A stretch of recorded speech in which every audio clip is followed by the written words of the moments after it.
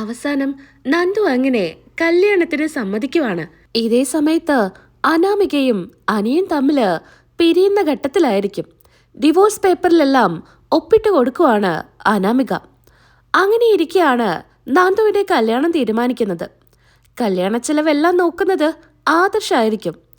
നന്ദുവിന് വേണ്ട സ്വർണ്ണാഭരണങ്ങളെല്ലാം ആദർശ് ജ്വല്ലറിയിൽ നിന്ന് കൊണ്ടുവന്ന് കൊടുക്കുന്നു.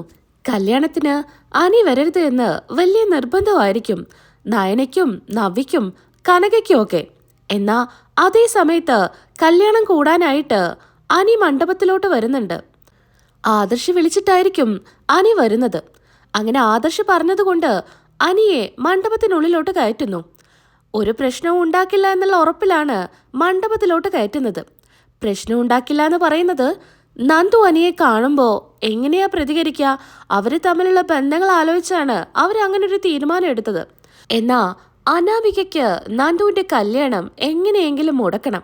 എന്റെ ജീവിതം ഇങ്ങനെ ആക്കിയിട്ട് അവൾ അങ്ങനെ കല്യാണം കഴിച്ച് സുഖിച്ച് ജീവിക്കണ്ട.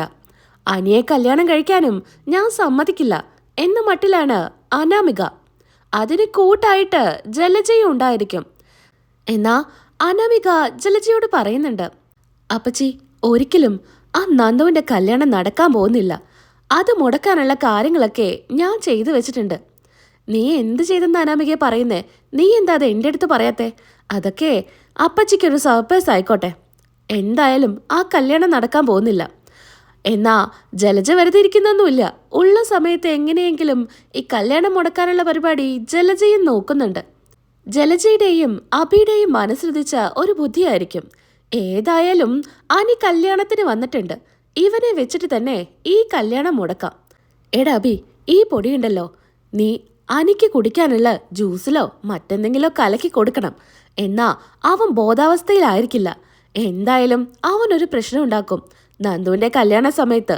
അതോടുകൂടി കല്യാണം മുടങ്ങില്ലേ എന്നായിരിക്കും ജലജയുടെയും അഭിയുടെയും പ്ലാൻ. അങ്ങനെ അഭി അത് ഏൽപ്പിക്കുന്നുണ്ട്. എടാ, നിന്റെ മണ്ടത്തരങ്ങളൊന്നും ഇതിലൊപ്പിക്കരുത്. കറക്റ്റായിട്ട് ഞാൻ പറഞ്ഞ പോലെ തന്നെ ചെയ്യണം. ഞാൻ ചെയ്തോളാമേ എന്നും പറഞ്ഞ് അഭി പോകുന്നുണ്ട്. നന്ദുവിനെ കല്യാണം കഴിക്കാൻ പോകുന്ന വരുൺ ആദർശിന് നല്ല പോലെ അറിയാവുന്ന ഒരു പയ്യനായിരിക്കും. നല്ല പയ്യനാണെന്ന് കരുതിയിട്ടാണ് കല്യാണം തീരുമാനിക്കുന്നത്. ഇതേ സമയത്ത് മണ്ഡപത്തിലോട്ട് ഒരു പെൺകുട്ടി വരുന്നുണ്ട്. അത് ഈ വരുണിന്റെ ഓഫീസിൽ വർക്ക് ചെയ്യുന്ന കുട്ടിയായിരിക്കും. ആ പെൺകുട്ടിയെ കാണുമ്പോൾ തന്നെ വരുൺ ആ കുട്ടിയോട് സംസാരിക്കുന്നുണ്ട്. മാറി നിന്നായിരിക്കും സംസാരിക്കുന്നത്. ഇത് ആദർശ് ശ്രദ്ധിക്കുന്നുണ്ട്. ആ പെൺകുട്ടി പറയുന്നത്, എനിക്ക് തന്നോട് അഗാധമായ പ്രേമമാണ്. അത് ഞാൻ പറയാതിരുന്നതാ. നീ ഇങ്ങനെ കല്യാണം കഴിച്ചു പോകുമ്പോൾ എനിക്കത് വിഷമമുണ്ട് എന്നൊക്കെ ഇങ്ങനെ പെൺകുട്ടി പറയാം. ഇതൊന്നും ആദർശ് കേൾക്കുന്നില്ല. എന്നാ കേൾക്കാനായിട്ട് ആദർശ് കുറച്ചും കൂടെ എടുത്തു പോയി നിൽക്കുവാണ്. വരുൺ ആ പെൺകുട്ടിയോട് പറയുന്നുണ്ട്, നിനക്കൊരു ഭാവിയുണ്ട്. നീ ഇവിടെ നിന്നാലേ ഈ കല്യാണം മുടങ്ങും. വേഗം നീ ഇവിടെ നിന്ന് പോ. ഇത് നമ്മുടെ ആദർശ് കേൾക്കുന്നുണ്ട്. ഇതോടുകൂടി ആദർശിന് മനസ്സിലാവുന്നുണ്ട് ഇവര് തമ്മില് എന്തോ അരുതാത്ത ബന്ധമുണ്ടെന്ന്. ആ പെൺകുട്ടി ആദർശ് കേൾക്കാനായിട്ട് പൊട്ടിക്കരയുവാണ് മാറി നിന്ന്. അങ്ങനെ ആദർശ് ആ പെൺകുട്ടിയോട് പോയി ചോദിക്കുന്നുണ്ട്, താനെന്തിനാ കരയുന്നേ? നിങ്ങൾ തമ്മിൽ എന്താ സംസാരിച്ചിരുന്നേ? ഏയ്, ഞങ്ങൾ തമ്മിലൊന്നും സംസാരിച്ചിട്ടില്ല. പറ, എന്താ കാര്യമെന്ന് എൻ്റെ അടുത്ത് തുറന്നു പറ. ഞാനും വരുണും തമ്മിൽ വലിയ ഇഷ്ടത്തിലാ. അവനെനിക്ക് ഒരുപാട് ഇഷ്ടാ. അവൻ എന്നെയും ഇഷ്ടാ. കല്യാണം കഴിക്കുക എന്നൊക്കെ പറഞ്ഞതാ. എന്നാ ഇപ്പം അവൻ എന്നെ ചതിച്ചു. അവൻ്റെ കുഞ്ഞ് എൻ്റെ വയറ്റിലുണ്ട്. എന്നിട്ടും അവൻ എന്നെ വേണ്ടാന്നാ പറയുന്നേ. ഇത് കേട്ട് ആദർശ് അങ്ങ് ഞെട്ടുന്നുണ്ട്. ഇങ്ങനെ ഒരുത്തനാണല്ലോ നന്ദുവിനെ കൈപിടിച്ച് കൊടുക്കുന്നേ എന്നായിരിക്കും ആദർശിന്റെ മനസ്സിൽ. ആ പെൺകുട്ടി വീണ്ടും വീട്ടുകാരെ കുറിച്ചൊക്കെ മോശമായിട്ട് സംസാരിക്കുന്നുണ്ട്. ഇതൊക്കെ നമ്മുടെ ആദർശ് അങ്ങ് വിശ്വസിക്കുകയാണ്. പെട്ടെന്നുള്ള ഷോക്കില് ആദർശ് ഇങ്ങനെ നിൽക്കുന്ന സമയത്ത് ആദർശിനെ കാണാതെ പെൺകുട്ടി അവിടെ നിന്ന് വേഗം പോകുന്നുണ്ട്. അത് അനാമിക പറഞ്ഞു വിട്ട കല്യാണം മുടക്കാനായിട്ട് വന്ന പെൺകുട്ടിയായിരിക്കും. പിന്നീടാണെങ്കിൽ ആ പെൺകുട്ടിയെ കാണുന്നുണ്ടായിരിക്കില്ല. ഈ സമയത്ത് ചെറുക്കന്റെ വീട്ടുകാർക്ക് 10 ലക്ഷം രൂപ വേണമെന്ന് പറഞ്ഞിരുന്നു. അങ്ങനെ കനക ആ പൈസ കൊണ്ട് കൊടുക്കുന്നുണ്ട് ചെറുക്കന്റെ അമ്മയ്ക്ക്. അപ്പോഴേക്കും അനിക്ക് ജ്യൂസിൽ മരുന്ന് കലക്കി കൊടുക്കുന്നുണ്ട്. അവിടെ ജ്യൂസ് കൊടുക്കാൻ നിൽക്കുന്ന ആളെ ഏൽപ്പിക്കുന്നുണ്ട്. ഈ ജ്യൂസ് ആ വ്യക്തിക്ക് തന്നെ കൊടുക്കണമെന്ന് പറഞ്ഞ് അനിക്ക് കൊണ്ട് കൊടുക്കുക. അനിയാണെങ്കിൽ അത് കുടിക്കുന്നുണ്ട്. അങ്ങനെ നന്ദുവിനെയും വരനെയും മണ്ഡപത്തിലോട്ട് കയറ്റുന്നുണ്ട്. അങ്ങനെ രണ്ടുപേരെയും ഇരുത്തുവാണ്. ഒരുപാട് സന്തോഷത്തോടു കൂടിയാണ് കനകയും ഗോവിന്ദനും നവിയും നയനയും ഒക്കെ സ്റ്റേജിൽ നിൽക്കുന്നത്. അതുപോലെ തന്നെയാണ് സപ്പോർട്ട് ചെയ്തിട്ടാണ് ദേവയാനി കൂടെ തന്നെ ഉണ്ടായിരിക്കും. ദേവയാനി അങ്ങനെ സ്റ്റേജിലോട്ട് കയറി വരുന്നുണ്ട്. നന്ദുവിന് നല്ല അടിപൊളി ഒരു നെക്ലേസ് സമ്മാനമായിട്ട് കഴുത്തിലിട്ട് കൊടുക്കുകയാണ്. അത് കണ്ട് നയനയ്ക്ക് ഒരുപാട് സന്തോഷമാവുന്നു. എന്നാ ആദർശ് ആ പെൺകുട്ടിയെ തപ്പി നടക്കുമായിരിക്കും. ആ കുട്ടി ഉണ്ടെങ്കിലല്ലേ ഇങ്ങനൊരു കുട്ടി പറഞ്ഞിട്ടാണ് ഇങ്ങനൊരു കാര്യം പറയാൻ പറ്റൂ. അല്ലാതെ ഏതോ ഒരു കുട്ടി പറഞ്ഞു എന്ന് പറഞ്ഞിട്ട് കാര്യമില്ലല്ലോ എന്ന് കരുതി ആ പെൺകുട്ടിയെ അന്വേഷിക്കാനാണ് ആദർശ് നടക്കുന്നത്. എല്ലായിടത്തും പോയി അന്വേഷിക്കുന്നുണ്ട്. ആകെ ടെൻഷനിലായിരിക്കും ആദർശ് നിൽക്കുന്നത്. അപ്പോഴേക്കും നയന അങ്ങോട്ട് വരുന്നുണ്ട്. എന്താ ആദർശേട്ടാ, ആദർശേട്ടൻ എന്ത് പണിയെ കാണിക്കുന്നേ? സ്റ്റേജിലോട്ട് വാ, അവിടെ എല്ലാവരും ആദർശേട്ടനെ അന്വേഷിക്കുന്നുണ്ട്.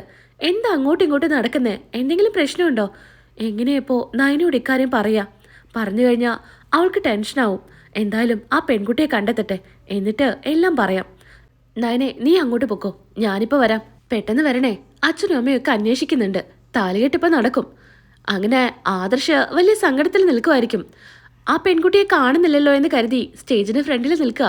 അപ്പോഴേക്കൊരു കുട്ടി വന്ന് കുറച്ച് ഫോട്ടോസ് കൊടുക്കുന്നുണ്ട്. ഈ വരുണിൻ്റെയും ആ പെൺകുട്ടിയുടെയും തമ്മിലുള്ള ഫോട്ടോസാണ്.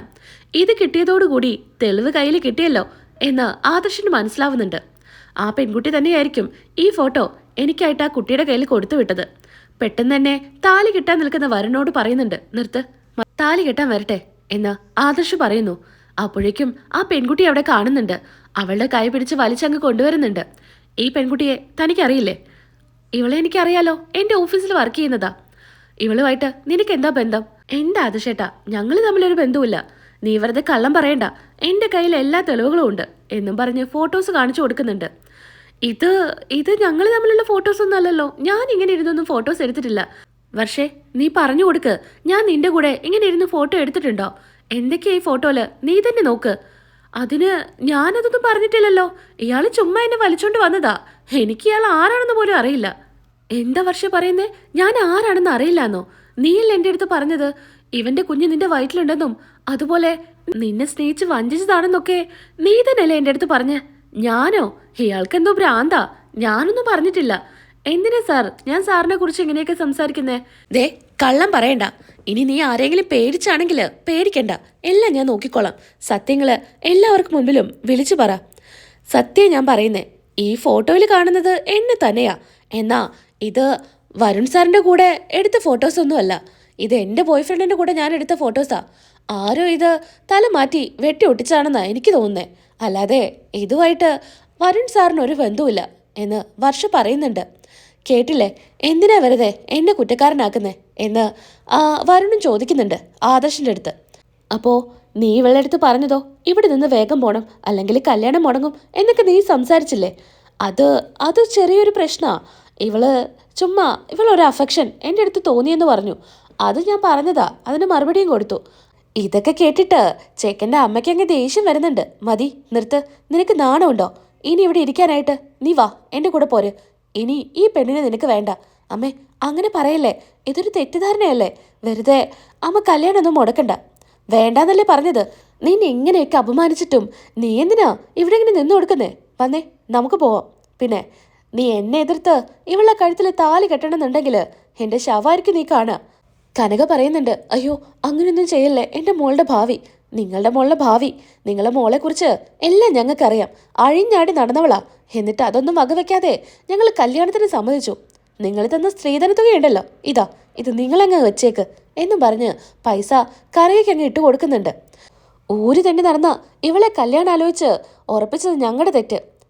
ഈ നിൽക്കുന്ന അനിയുടെ കൂടെ ആയിരുന്നല്ലോ ഒരുപാട് നാള്. ദേ, എൻ്റെ മോളെക്കുറിച്ച് മോശമായിട്ട് സംസാരിച്ചാലുണ്ടല്ലോ എന്നും പറഞ്ഞ് കനക ദേഷ്യപ്പെടുന്നുണ്ട്. എന്തിനാടാ നീ ഇവിടെ നിൽക്കുന്നേ?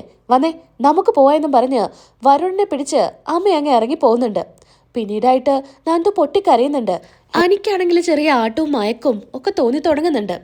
അങ്ങനെ നന്ദു പറയുന്നുണ്ട്, ഞാനല്ലേ എല്ലാവർക്കും പ്രശ്നം, എന്നെക്കുറിച്ചല്ലേ അവരിപ്പോൾ പറഞ്ഞു പോയത്, ഞാൻ എന്തിനാ ഇനി ജീവിക്കുന്നേ എന്നും പറഞ്ഞ് അവിടെ ഇരിക്കുന്ന കത്തിയെടുത്ത് നമ്മുടെ നന്ദു കുത്താൻ ശ്രമിക്കുന്നുണ്ട്. പെട്ടെന്ന് തന്നെ അനി വന്ന് രക്ഷപ്പെടുത്തുക. ആ സ്പോട്ടിൽ തന്നെ അവിടെ ഇരിക്കുന്ന താലിയെടുത്ത് നന്ദുവിൻ്റെ കഴുത്തിലങ്ങ് കെട്ടുന്നുണ്ട്. എല്ലാവരും ഞെട്ടി നിൽക്കുന്നുണ്ട്. അതിനുശേഷം പറയുന്നുണ്ട്, ഇത് എൻ്റെ തീരുമാനമാണ്. നന്ദുവിന് എൻ്റെ പേര് പറഞ്ഞിട്ടാ എല്ലാവരും മോശക്കാരിയാക്കുന്നത്. അതെനിക്ക് സഹിക്കാൻ പറ്റില്ല. ജാനകിയാണെങ്കിൽ പൊട്ടിക്കരയുന്നുണ്ട്. എന്താ നീ എന്ത് പണിയെ കാണിച്ചേ? അമ്മേ, ഇവൾ എൻ്റെ ഭാര്യയാ. ഇനി ആരൊക്കെ എന്തൊക്കെ പറഞ്ഞാലും നന്ദു എൻ്റെ ഭാര്യ തന്നെയായിരിക്കും.